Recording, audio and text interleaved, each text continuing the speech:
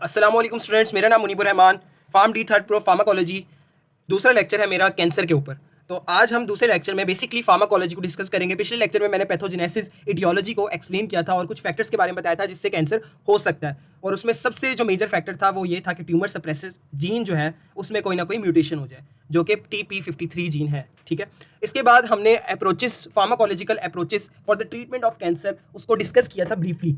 आज हम basically cytotoxic chemotherapeutic agent को डिस्कस करेंगे और उसकी क्लासिफिकेशन, उसके रूट तक हम जाएंगे कि क्लासिफिकेशन के क्या मैकेनिज्म हो सकते हैं, क्या एडवर्स इफेक्ट हो सकते हैं, और देन उसके बाद जो है हम बाकी क्लासेस की तरफ मूव करेंगे। आज का लेक्चर साइटोटॉक्सिक कीमोथेरेपेटिक एजेंट पे है। Cytotoxic means toxic to the cell, which are these agents are harmful to the cell. ठीक है, और ये कौन से सेल के ऊपर हार्मफुल होते हैं, कौन से सेल के लिए टॉक्सिक होते हैं? Basically they are toxic to the rapidly dividing cells, जिसकी वजह से ये नॉर्मल ह्यूमन बॉडी के रैपिडली डिवाइडिंग सेल को भी इफेक्ट करता है। और इसको दैट्स वाई हमें जब इसको यूज़ करते हैं तो हमें साइड इफेक्ट्स देखने को मिलते हैं along with therapeutic use, but side effects भी इनके होते हैं, जैसे कि bone marrow suppression, because stem cells जो हैं वो फास्ट ग्रोइंग सेल्स हैं। ठीक है, और इसके बाद हेयर लॉस होता है, हेयर फॉलिकल्स वहाँ पर रैपिडली डिवीजन हो रही होती है, और इस तरह से जो होता है इसमें रेजिस्टेंट भी, कभी कभार रेजिस्टेंस भी कॉज हो सकती है, सिवियर टॉक्सिसिटी भी हो जाती है, और सेकेंडरी कैंसर को भी ये जो होते हैं बेसिकली प्रोलॉन्ग, जब इनका यूज़ कर लिया जाए ना, प्रोलॉन्ग, और स्पेसिफिकली अल्काइलेटिंग एजेंट, जब आगे मैं जाऊँगा तो मैं आपको बताऊँगा, तो ये सेकेंडरी कैंसर भी कॉज करते हैं। ठीक है, तो इसके बाद मैंने सेल साइकिल आपसे डिस्कस किया था, आज हमने वैसे ये डिस्कस करना है। ठीक है, आज का हमारा टॉपिक ये होगा। तो इसको समझने से पहले हमें कुछ एंजाइम्स के बारे में पता होना चाहिए, जिसमें से सबसे पहले आता है डाईहाइड्रोफोलेट रिडक्टेज। अभी मेरा एंटीबैक्टीरियल वाला जो एंटीबैक्टीरियल वाली सीरीज है वो तो अभी आई नहीं, तो उसमें भी एंजाइम बड़ा काम का होगा, डाईहाइड्रोफोलेट रिडक्टेज। बेसिकली ह्यूमन जो है, ह्यूमन वो खुद फॉलेट नहीं बना सकते, folic acid which is called folic acid. Folic acid आपको पता है बहुत से काम करता है, बहुत इंपॉर्टेंट है फॉलिक एसिड। एक काम नहीं है, बहुत से काम है। ठीक है, फॉलिक एसिड जो है बेसिकली ये विटामिन B9 होता है, और इसकी एक्टिव फॉर्म जो होती है वो टेट्रा हाइड्रोफोलेट होती है। बेसिकली विटामिन जब हम लेते हैं तो वो फॉलिक एसिड हमें नहीं चाहिए होता, हमें चाहिए होता है उसकी active form which is called tetrahydrofolate. तो इसकी कन्वर्जन बेसिकली हम बाहर से लेते हैं, vitamin B9 by food, by supplements, और यही काम बैक्टीरिया खुद करता है, खुद अपना फॉलिक एसिड बनाता है। But in case of humans यहाँ पर हमें एक एंजाइम चाहिए होता है, डाईहाइड्रोफोलेट रिडक्टेज। ऑल्दो बैक्टीरिया में भी एंजाइम चाहिए होता है, बट फॉलिक एसिड हम बाहर से ले रहे हैं एक्सट्रिंसिकली। बैक्टीरिया इंट्रिंसिकली फॉलिक एसिड खुद बनाता है। तो जब फॉलिक एसिड आ गया बॉडी के अंदर तो उसने कन्वर्ट होना है फॉलिक एसिड ने टेट्राहाइड्रोफोलेट। ठीक है, और वो एंजाइम होता है डाईहाइड्रोफोलेट रिडक्टेज। ठीक है, रिडक्शन रिएक्शन होता है यहाँ पर। तो ये एक ऐसा एंजाइम है जो कि फॉलिक एसिड को टेट्राहाइड्रोफोलिक एसिड में कन्वर्ट करता है, और ये टेट्रा THF जो है वो रॉ मटेरियल के लिए, मतलब कि रॉ मटेरियल है बेसिकली, जो कि DNA की बेसिस बनाता है। थाइमीन, ग्वानिन, एडिनिन, यूरासिल, ये सारी बेसिस जो है बेसिकली वो फॉलिक एसिड उसका एक रॉ मटेरियल है, जो कि बहुत इंपॉर्टेंट है। तो अब आपको समझ में आई, अगर रॉ मटेरियल नहीं होगा तो DNA रेप्लिकेशन स्टॉप हो जाएगी, DNA रेप्लिकेट नहीं कर पाएगा। ठीक है, यहाँ पर अब दूसरा एंजाइम जो है वो एक्शन में आता है, जिसका नाम है थिमिडिलेट या थाइमिडिलेट सिंथेज, TS के नाम से इसको जाहिर करते हैं। और जो DNA के अंदर जो T लेटर होता है वो बेसिकली थाइमिडिलेट सिंथेज होता है। This enzyme make thymidine, basically T thymidine होता है, सॉरी AGUT आपने पढ़ा होगा। ठीक है, तो T जो है ना वो थाइमिडीन होता है। फॉलिक एसिड भी इनडायरेक्टली थाइमिडीन बनाता है, बट थाइमिडीन की सिंथेसिस के लिए थाइमिडिलेट सिंथेज होना बहुत जरूरी है। ठीक है, वो क्या करता है, DUMP इंटू DTMP। अब ये क्या इसकी एब्रीवेशन है? ठीक है, ये मैं आपको बता देता हूँ। ठीक है, इसकी एब्रीवेशन DUMP एंड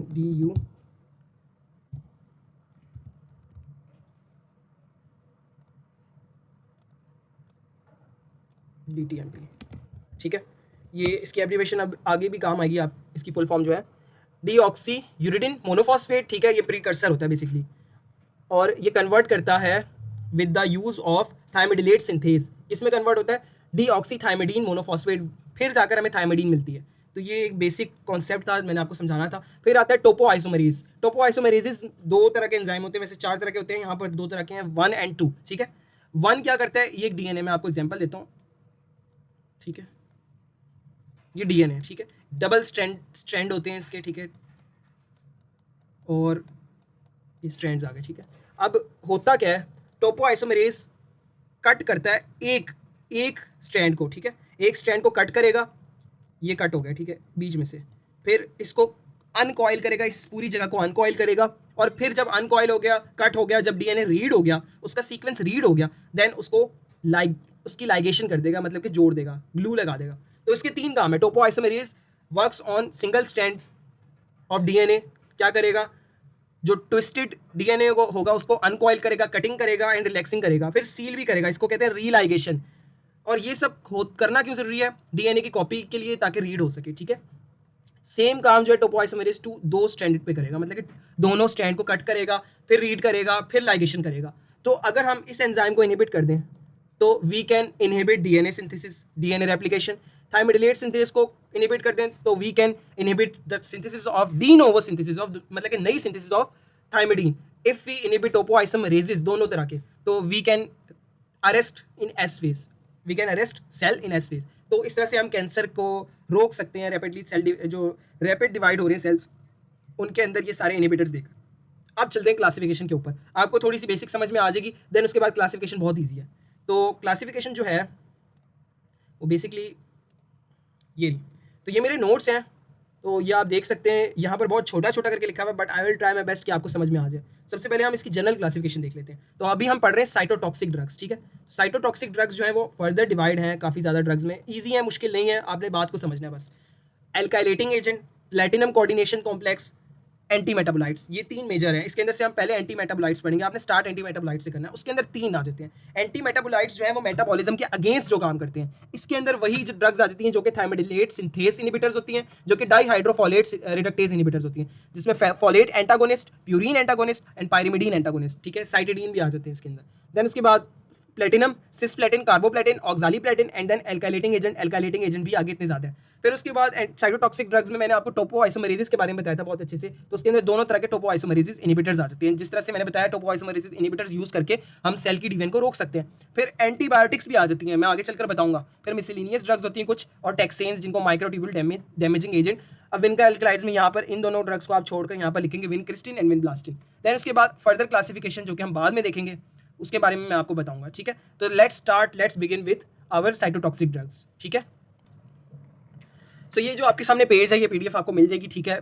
अब आपने मुझे बताना है कमेंट्स में कि इस पेज के ऊपर आपको समझाना, मैं जो समझा रहा हूँ आपको नजर भी आ रहा है या नहीं, क्योंकि बहुत छोटा छोटा लिखा हुआ है। I will try my best कि आपको समझ में आ जाए। Let's start with anti metabolites. असल में जो जो हमारी एंटी कैंसर ड्रग्स है ना साइटोटॉक्सिक, वो आगे दो में डिवाइड होती हैं।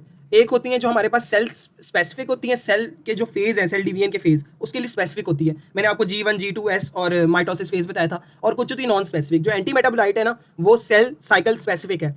इस जो लेक्चर में ये जो दूसरा पार्ट है, इसके अंदर मैं cell cycle specific anti cancer drugs के बारे में बताऊंगा, जो कि specific to the cell cycle होंगी। Anti metabolites are one of the cell cycle specific drugs, ठीक है। एस फेज के ऊपर एक्ट करती है। एस फेज मैंने आपको बताया था कि एस फेज क्या होता है, डीएनए रेप्लिकेशन का मेजर फेज होता है। इंटरफेयर विद द अवेलेबिलिटी, ठीक है। मैं यहाँ पर हाईलाइटर का यूज़ कर देता हूँ, ऑल दो देखते हैं चलता है या नहीं, ठीक है। अवेलेबिलिटी ऑफ द नॉर्मल, ठीक है। नॉर्मल प्यूरिन एंड पायरामिडीन्स की अवेलेबिलिटी जो है उसको इंटरफेयर करता है। अब वो कैसे करेगा, आपको पता है pyrimidine and purine and pyrimidines जो है वो दोनों जो है डीएनए की सिंथेसिस के लिए बहुत इंपॉर्टेंट है। मैं हाईलाइट करके आपको बताता रहूँगा, ठीक है। तो इसको इंटरफेयर किस तरह से कर सकता है, जैसे कि मैंने आपको बताया था कि ये फॉलेट एसिड या फॉलिक एसिड या फॉलेट की सिंथेसिस को रोकता है, either by inhibiting their synthesis, ठीक है, और कंपीटिंग, मतलब कि ये खुद कंपीट भी हो सकते हैं। एंटागोनिस्ट ना बेसिकली, खुद जाकर प्यूरिन या पायरिमिडीन की जगह यूज हो जाएंगे और उस डीएनए की रेप्लिकेशन को रोक देंगे, लाइक एंटागोनिज्म, ठीक है। In DNA and RNA synthesis, RNA synthesis में यूरासिल आपको पता है मेजर जो है रोल प्ले करता है। इसके आगे जो एंटी मेटाबोलाइट्स में आगे तीन आ जाते हैं, folate antagonist, purine antagonist and pyrimidine antagonist. तो फॉलेट से आपको नाम से पता लग गया, जिस एंजाइम में मैंने 5 मिनट लगाए हैं, तो अब आप समझ गए होंगे कि उस एंजाइम को ही इनहिबिट करता है, विच इज कॉल्ड डाइहाइड्रोफोलेट रिडक्टेज, ठीक है। इसका मैकेनिज्म आ जाए पेपर में तो आपने यही लिखना है, ठीक है। वन मोर थिंग, मैं जो है ना साथ साथ आपको यहाँ पर आई गेस मैंने खोल कर रखा हुआ था, मैं ज़रा आपको यहाँ पर दिखा देता हूँ।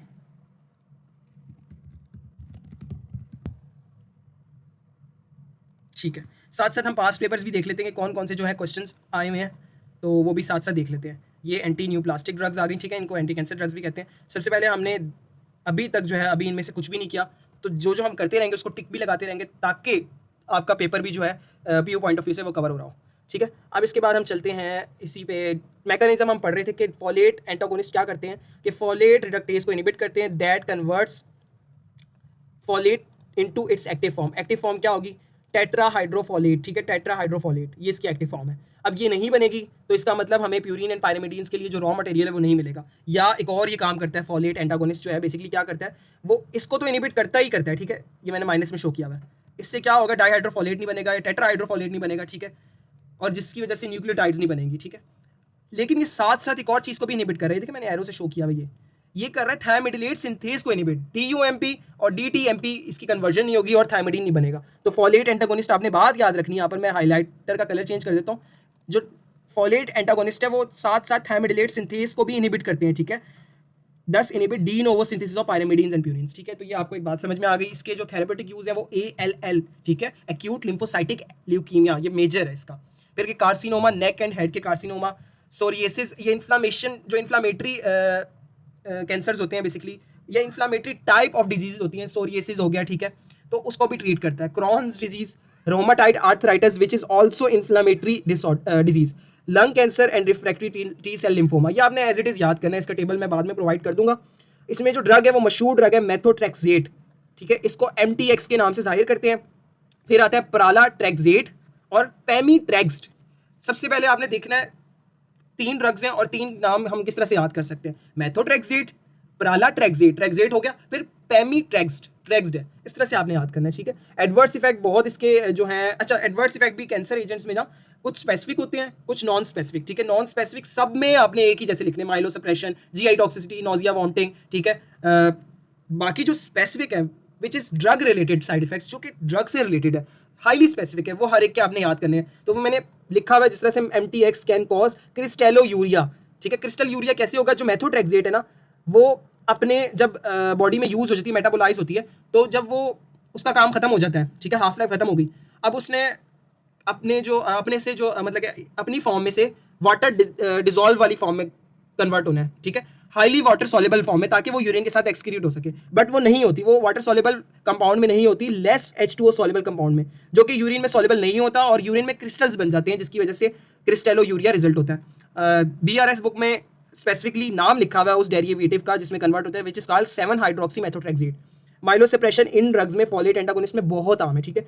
एंटी मेटाबोलाइट में बहुत ज़्यादा आम है माइलोसप्रेशन, ये आपने याद रखनी, बाद में रेड सी जाहिर करो। हेमाटोलॉजिक एंड GIT टॉक्सिसिटीज इसमें होती हैं। GIT टॉक्सिसिटीज इस वजह से क्योंकि GIT की जो म्यूकोजल लाइनिंग है ना वो भी रैपिडली डिवाइडिंग है, दैट्स वाई वहाँ पर भी एक्शन होता है। फिर देन हम उसके बाद B कैटेगरी पे चलते हैं, विच इज कॉल्ड प्यूरिन एंटागोनिस्ट। नाम से जाहिर है कि प्यूरिन जहाँ जहाँ लग रही होगी DNA के अंदर, नाइट्रोजीनियस बेसिस प्यूरिन जहाँ पर लग रही होगी, वहाँ पर प्यूरिन को हटाकर एंटागोनाइज कर देंगी ये ड्रग्स, खुद आ जाएंगी और ब्लॉक कर देंगी pathway, they block the pathway, ठीक है, ये पाथवे को ब्लॉक करेंगे जिससे न्यूक्लियोसाइड्स नहीं बनेंगे।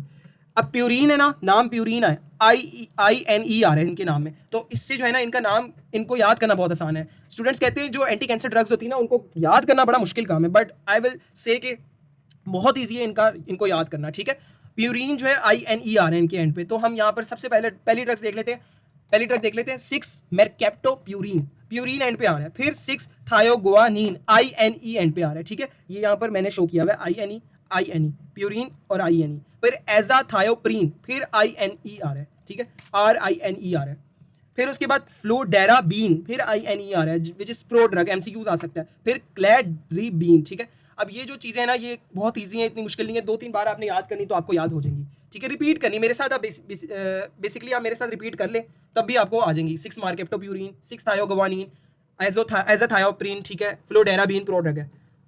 अब इसका मैकेनिज्म देख लेते हैं, दे आर प्यूरिन एनालॉग्स। अच्छा ये एनालॉग्स होते हैं प्यूरिन के, तो ये इंटरफेयर करते हैं प्यूरिन मेटाबॉलिज्म में, ठीक है, इनका फॉलेट मेटाबॉलिज्म से कोई ताल्लुक नहीं है। नॉर्मल प्यूरिन्स के अंदर इंटरफेयर हो जाएंगे, कंपीट करेंगे, देम सेल्स इनहिबिट कर देंगे formation of DNA RNA in S phase. ये सेल साइकिल स्पेसिफिक ड्रग्स ही मैं बता रहा हूँ, ये S फेज में एक्ट करेंगे। एक्यूट लिम्फोब्लास्टिक ल्यूकीमिया, ठीक है, क्रोहन्स डिजीज, इनमें सारी कॉमन है, क्रोहन्स डिजीज को ये क्योर करती है। Also in chronic leukaemias. Immunosuppression वही एलर्जिक, इसमें एलर्जिक रिएक्शन जो है वो इसका मेजर और लिवर टॉक्सिसिटी मेजर है, ठीक है। तो इसके बाद हम आगे चलते हैं पायरिमिडीन। मैं अच्छे से और स्लो इस वजह से समझा रहा हूँ ताकि आपको बेसिक समझ में आ जाए, ये बहुत इंपॉर्टेंट है, बहुत इंपॉर्टेंट क्वेश्चन है। पेपर में आपने ऐसे ही लिखना है, ये थोड़ा सा छोटा है, इसको थोड़ा सा एलेबोरेट करके लिख लेना, क्योंकि यहाँ पर जो है ना मैंने छोटा छोटा करके लिखा हुआ है, पेपर में आप बड़ा बड़ा करके लिखेगा और डायग्राम भी बना लेगा एक अच्छी सी। पायरिमिडीन जो है बहुत मशहूर ड्रग जो कि एंटी फंगल में मैं आपको पढ़ाऊंगा, तो इसका नाम है बेसिकली 5-फ्लोरोयूरासिल, ठीक है। एंटी फंगल में फ्लूसाइटोसिन होती है, वो फिर 5-फ्लोरोयूरासिल। 5-फ्लोरोयूरासिल बेसिकली पायरिमिडीन एंटागोनिस्ट, इसके 2 काम है। ये एंटागोनाइज कर देता है, ठीक है, पायरिमिडीन को, साथ साथ ये डीएनए की ब्रेक डाउन भी करता है, ठीक है। कैपिसिटाबीन, फ्लॉक्सोरिडीन, ठीक है, साइटेराबीन, एजा, साइटिडीन, जेमिसिटाबीन, ठीक है। सिटाबीन और साइटेराबीन इसमें बहुत है, ठीक है, ये आपने याद कर लेने हैं। मैकेनिज्म क्या है, they resemble natural pyrimidine bases, ठीक है, cytosine, thymidine, uracil, they enter the cell cancer, inhibit enzymes, ये एंजाइम, ये और फॉलेट एंटागोनिस्ट, ये दोनों जो है ये थायमिडिलेट सिंथेज को इनहिबिट करते हैं, ठीक है। दैट्स वाई ये इंटरफेयर करते हैं मेटाबॉलिज्म में। Needed for DNA and RNA, वही सब कुछ मैकेनिज्म है, और दैट कैन लीड, एंड पे आपने हर एक की लाइन लिख लेनी है, ठीक है। This disrupts the DNA synthase, मैं जरा हाईलाइटर यूज कर लूँ, this disrupts DNA synthesis, stop cell division and lead to cancer, ठीक है, ये आपने एंड पे लाइन लिख लेनी है। थेरेपेटिक यूज़ की बात की जाए तो ब्रेस्ट, कोलोरेक्टल इसमें जो है मेजर है, गैस्ट्रिक कैंसर, ल्यूकीमियास। जेमिसिटाबीन का मैंने अलग से लिखा हुआ है कि pancreatic and non small lung cancer के लिए भी यूज़ होता है। इसमें स्किन रिएक्शन, लिवर टॉक्सिसिटी आम है, और वॉमिटिंग, नोजिया, इन सब में ही आम है। तो ये था एंटी मेटाबोलाइट्स। तो आगे हम चलते हैं एक और सेल साइकिल स्पेसिफिक ड्रग के ऊपर। तो यहाँ पर हम देख लेते हैं कि सेल साइकिल स्पेसिफिक, पहले हम देख लेते हैं कौन कौन सी ड्रग है, तो फिर उसके बाद मैं आपको एक्सप्लेन करता हूँ। आई थिंक सो आज के लिए हम इतना ही पढ़ लेते हैं। नेक्स्ट लेक्चर में हम डिस्कस करेंगे एंटी कैंसर ड्रग्स, जो कि आगे सेल साइकिल स्पेसिफिक है, पार्ट 3 में, क्योंकि मैं चाह रहा हूँ आपको चीज़ें अच्छे समझ में, स्लो समझ में, वीडियोस भी छोटी बने। तो आगे तो है काफ़ी ज़्यादा क्लासिफिकेशन, इंशाल्लाह हम डिस्कस करेंगे बाद में। तो उससे पहले मैं आपको बता देता हूँ कि हमने पढ़ क्या क्या लिया है, ताकि आप लोगों को भी एक आइडिया हो जाए कि नोट्स के अलावा हमने क्या क्या पढ़ लिया है, ठीक है, और काफ़ी पढ़ लिया है, आई थिंक सो, ठीक है। ये हमने ये वाली जो क्लासिफिकेशन है हमने सारी पढ़ ली है, ठीक है। अब इसके अंदर आप लिपन कोड का जो पेज नंबर है 2020 की लिपन कोड मैंने खोली हुई है, उसमें आप देख सकते हैं कि हमने, सॉरी नीचे है, यहाँ पर सेल साइकिल स्पेसिफिक देख लें, यहाँ सेल बना हुआ है और कौन कौन सी सेल साइकिल स्पेसिफिक है, जिसके अंदर से अभी हमने एंटी मेटाबोलाइट्स को पढ़ लिया। देन हम वेनकाइलक्लाइड्स, एटोपोसाइट्स, टोपोआइसोमेरेजेस और ब्लूमाइसिन को पढ़ेंगे, ठीक है। नेक्स्ट लेक्चर में हम इंशाल्लाह पढ़ेंगे। हमने ये वाला जो पोर्शन है कवर कर लिया। अब इसमें भी जो मैंने आपको बताया था माइलोसप्रेशन जो है वो एंटी मेटाबोलाइट्स में आम है। तो माइलोसप्रेशन को ही हमने देख लेते हैं किसमें बहुत ज़्यादा एमसीक्यूज आ जाता है, ठीक है।